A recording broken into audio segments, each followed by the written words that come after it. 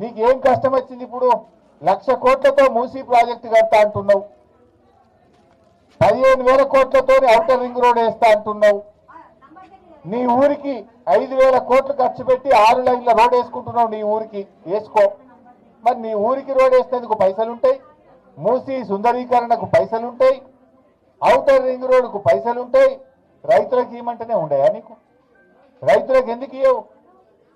వెంటనే రైతులందరికీ రైతు భరోసా వానాకాలం యాసంగి డబ్బులు ఇవ్వాలని చెప్పి మేము ఈరోజు డిమాండ్ చేస్తా ఉన్నాం. ఇకపోతే రేషన్ కార్డులలో పోయినసారి ఇచ్చిన దరఖాస్తులు పాపం 2-3 నన్ను అడిగిండ్రు, అరే మేము పోయినసారి మళ్ళీ ఏడాది తర్వాత మళ్ళీ దరఖాస్తు అంటున్నారు, మా పేరు రాలేదంటున్నారు. ఎందుకు ఈ దరఖాస్తుల మీద ప్రజల్ని ఎందుకు ఉసురు పోసుకుంటున్నారు? ఎందుకు ప్రజల సమయాన్ని వృధా చేస్తున్నారు? ప్రజల డబ్బును వృధా చేస్తున్నారు? అర్హులైన వారందరికీ కూడా రేషన్ కార్డులు ఇవ్వాలని డిమాండ్ చేస్తున్నాం. 10 ఏళ్ల కింద కేసీఆర్ గారు రేషన్ కార్డులకు ఇన్కమ్ లిమిట్ పెంచారు. ఆ రోజు 60,000 ఉంటే 1,50,000 చేసిండు, 75,000 ఉంటే 2,50,000 చేసిండు టౌన్లలో. నువ్వు 10 ఏళ్ల కింద ఇన్కమ్ లిమిటే ఉంచుతావా? ఇప్పుడు 2014-15లో కేసీఆర్ గారు పెంచితే ఇవాళ 2024లో ఉన్నాం.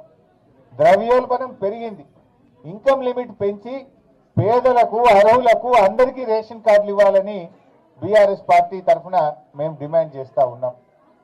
ఇండ్ల విషయంలో ఏడాదికి 5 లక్షల ఇల్లు కట్టమన్నారు. ఇప్పుడు నువ్వు ఏడాది దాటిపోయింది, 13-14 నెలలు అయింది. ఒక్క ఇల్లన్నా కట్టినావా? ఒక్క ఇల్లు కట్టినావా పేదలకు? నువ్వు కూల్చిన ఇండ్లే తప్ప కట్టిన ఇండ్లు లేవు. పేదల ఇండ్లు కూలగొట్టినావు. హైదరాబాద్లో ఊర్లల్లా హైడ్రా పేరిట డ్రామా పెట్టి పేదల ఇల్లు కూల్చినవి తప్ప ఒక్క ఇల్లు కట్టలేదు. ఎస్సీ ఎస్టీలకు 6 లక్షల రూపాయలు ఇస్తామని చెప్పి ఆ రోజు మీరు మేనిఫెస్టోలో చెప్పారు. అందువల్ల ఈసారి మంజూరు చేసే ఇండ్లలో ఎస్సీలకు ఎస్టీలకు 6 లక్షల రూపాయలు ఇచ్చిన మాట నిలుపుకోవాలని కూడా బీఆర్ఎస్ పార్టీ పక్షాన మేము డిమాండ్ చేస్తా ఉన్నాం. వ్యవసాయ కూలీలు ఇందిరమ్మ ఆత్మీయ భరోసా పేరిట ఇవాళ అందరికీ మేము కూలీలకు సాయం చేస్తామని చెప్పింది. ఇవాళ కొందరికే అంటున్నారు. వ్యవసాయ కూలీలు ఇవాళ గాడిచెర్లపల్లిలో ఒక అమ్మ అడిగింది నన్ను. ఆ అమ్మ పేరు భాగ్యమ్మ. భాగ్యమ్మ అనే ఒక మహిళ ఇక్కడే గాడిచెర్లపల్లిలో నన్ను అడిగింది, నాకు గుంటడి భూమి లేదు, నేను కూలికి పోతా, వ్యవసాయం కూలికి నాట్లేయడానికి పోతా, నేను మున్సిపాలిటీలో ఉన్నా అనే పేరు మీద ఉపాధి హామీ కార్డు లేదనే పేరిట నాకెందుకు ఆత్మీయ భరోసా ఇవ్వరని ఈ ఊర్లో భాగ్యం అడిగింది. ఇప్పుడు నన్ను నేనైనా అడుగుతా ఉన్న కాంగ్రెస్ పార్టీ, ఉపాధి హామీకి వ్యవసాయ కూలీకి ఎందుకు లింక్ పెడతా ఉన్నారు?